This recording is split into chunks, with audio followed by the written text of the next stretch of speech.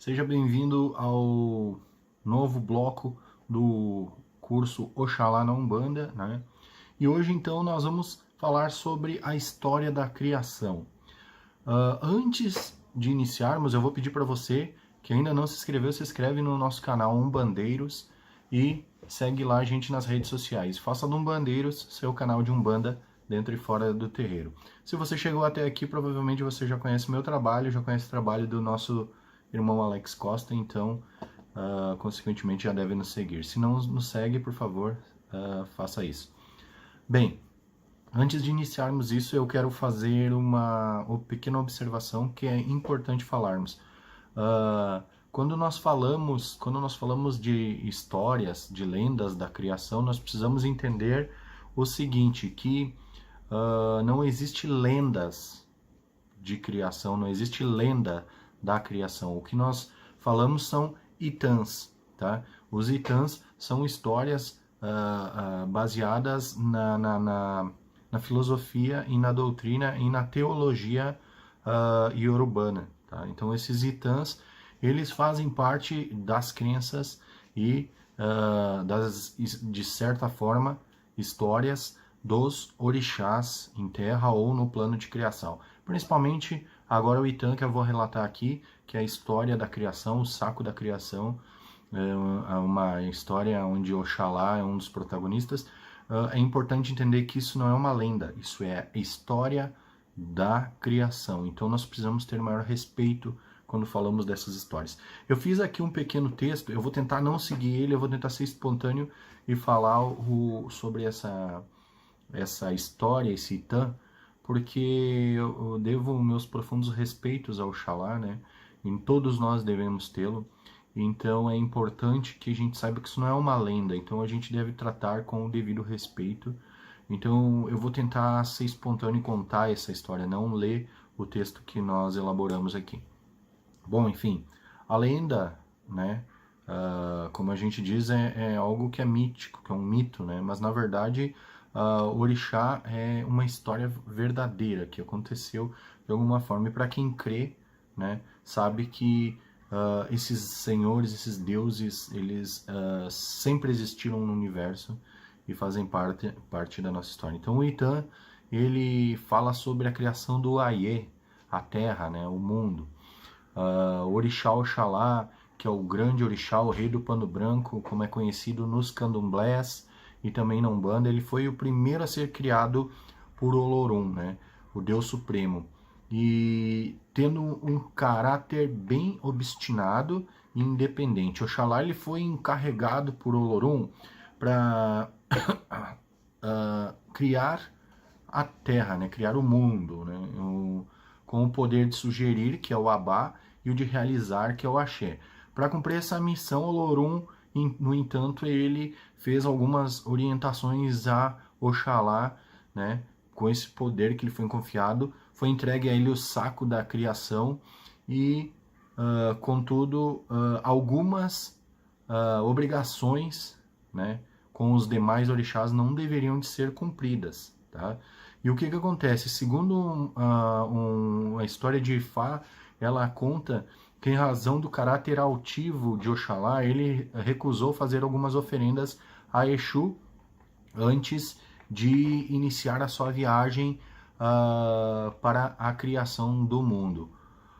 Então Oxalá pôs-se a caminho com seu cajado, né, o Apachorô, para fazer as suas cerimônias. No entanto, ao ultrapassar a porta do Orum, ele encontrou Exu e não fez as obrigações que deveriam ser feitas, porque ali naquele momento Exu era quem fiscalizava a comunicação entre os mundos, né, que seriam, né? Então, o que acontece?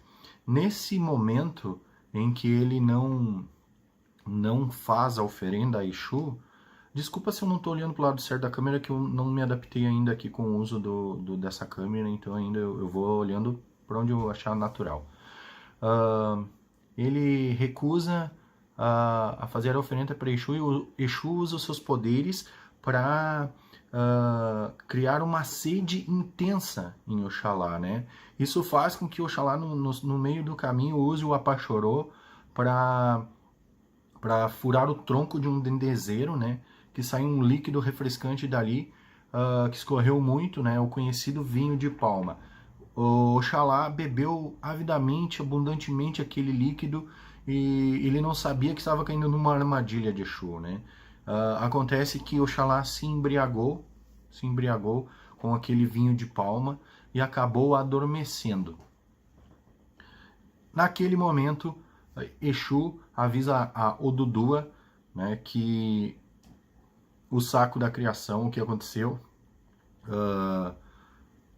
avisou a Odudua o que aconteceu, então Odudua roubou o saco da criação quando Oxalá estava adormecido, né, bêbado, embriagado, estava adormecido. Odudua seguiu com o saco da criação, fez as devidas oferendas a Exu e ali naquele momento ele criou o mundo. Odudua saiu ali numa grande extensão de água que havia e deixou cair uma substância marrom contida no saco da criação, né, que estava dentro do saco da criação, era a terra, né, que até então não tinha, era uma quantidade enorme de água.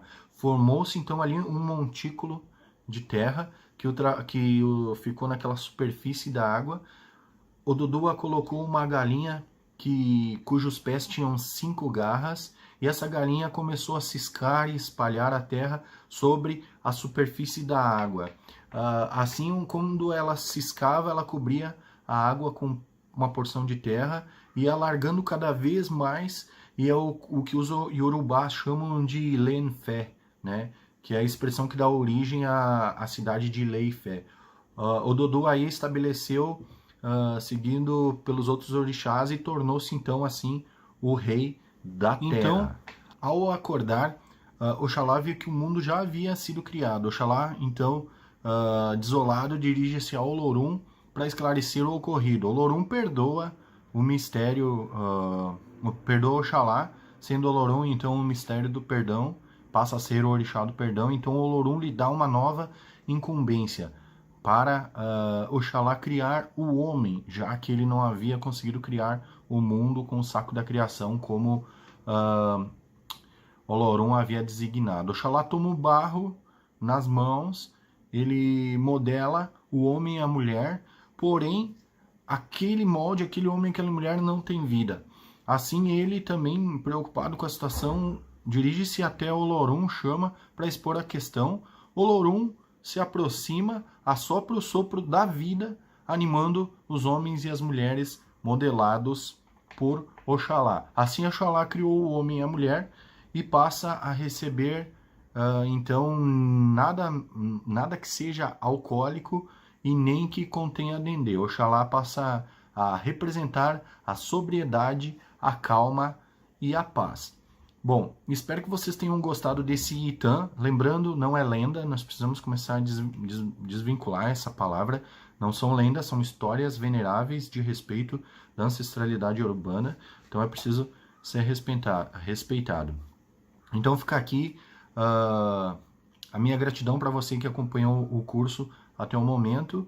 E continue conosco aí, se inscrevendo no canal Nossa Umbanda e aqui também no canal Umbandeiros, tá bom? Epa, ô babá, epa babá, sua bênção, seu axé, muito obrigado.